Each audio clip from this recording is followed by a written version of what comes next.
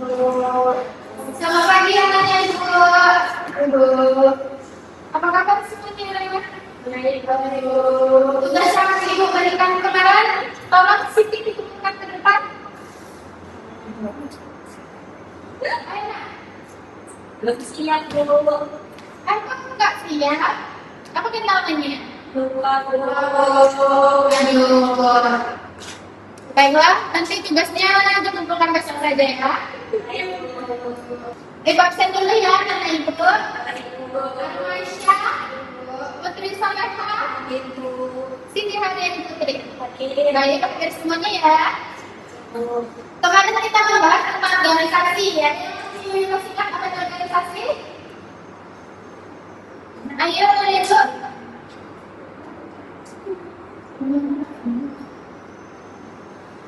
Ayo, dihasilnya. Oke, baik. Karena belum fokus, kita istirahat dulu ya. Kalau ada yang mau bingung, bawa jangan kepala. Berarti baju, betul. Oke? Siap? Siap. Baiklah. Bagi, batu. Oke, semangat. Organisasi itu adalah kumpulan orang-orang yang ingin mencapai tujuan. Benar? Oke, selanjutnya kita membahas tentang apa saja isi dari organisasi. Putri Soleha? Siap, Bu. Apa saja peran dalam organisasi? Pemimpin, Bu. Kawasan. Potensi kontrol. Ada siapa? Putri Siti? Dengarkan temannya. Baik, Bu. Pemimpin sama bawahan, Bu. Oke. Selanjutnya yang memberikan tugas ya. Tugasnya, ayo keluarkan anak-anak. Coba yang dibawa tugas. Jelaskan organisasi apa yang sudah pernah kalian jalani. Yang kedua, jelaskan hambatan organisasi yang telah kalian lalui. Yang ketiga, solusi dari hambatan yang telah kalian lalui. Putri Soleha, yang fokusnya. Bisa, Bu. Ibu, bukan tugasnya. Bu. Kita balik aja. Bukan itu. Yang kawal.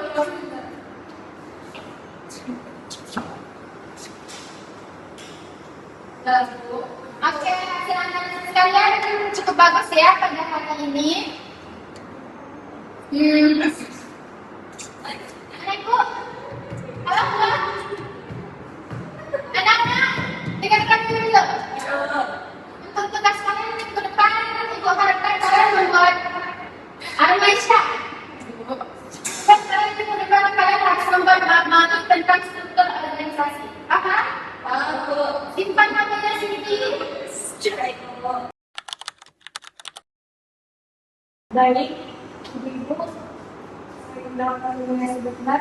Assalamualaikum warahmatullahi wabarakatuh. Waalaikumsalam warahmatullahi wabarakatuh. Kita mengadakan evaluasi singkat soal semester kemarin tentang keunggahan kelas.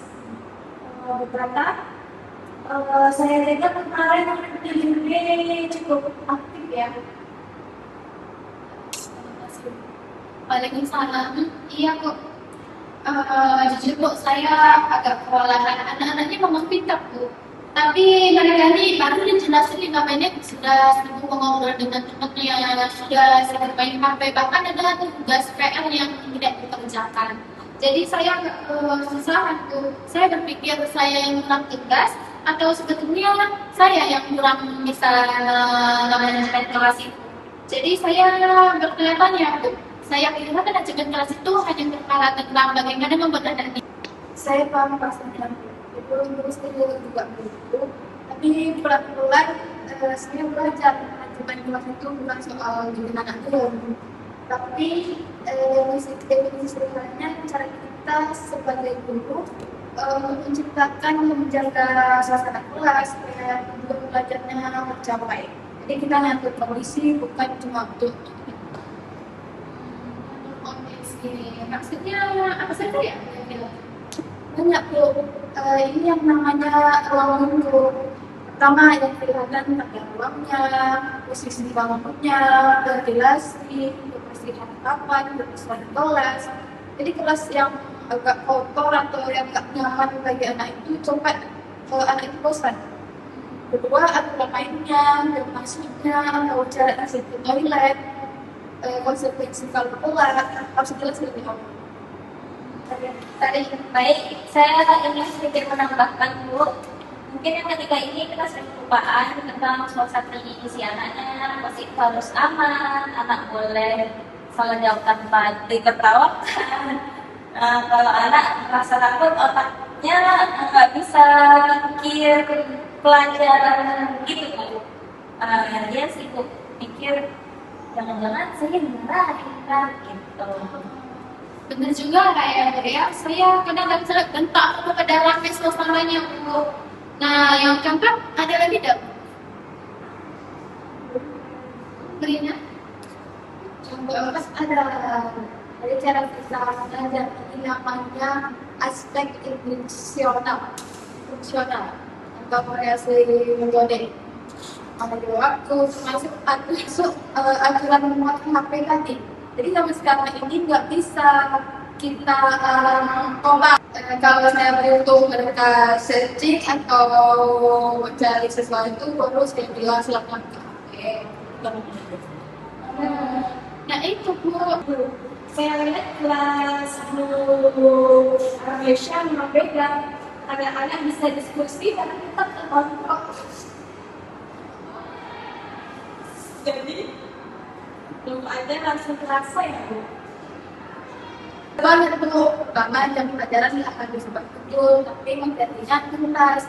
Kedua, saya pulang nggak sakit kepala karena energinya habis buat ngelawan dulu. Jadi ketiga, buat anak mereka jadi belajar bertanggung jawab. Soalnya ada lagi kelas saya mereka yang ikut Bikin bagaimana Bu? Sebenarnya gimana itu? di minggu pertama saya adakan sesi kontrak pelajar. Saya tanya kalian situasinya itu bagaimana? Jadi mereka jawab lalu kita seperti usaha.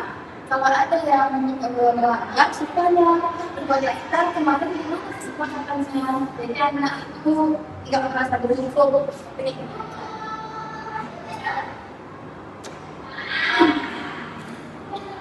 Itu manfaat keempat Bu. Anak-anaknya dilatih disiplin dan bermusyawarah, dan kalau ada konflik sesama siswa, penjelasannya juga lebih mudah karena pada sebenarnya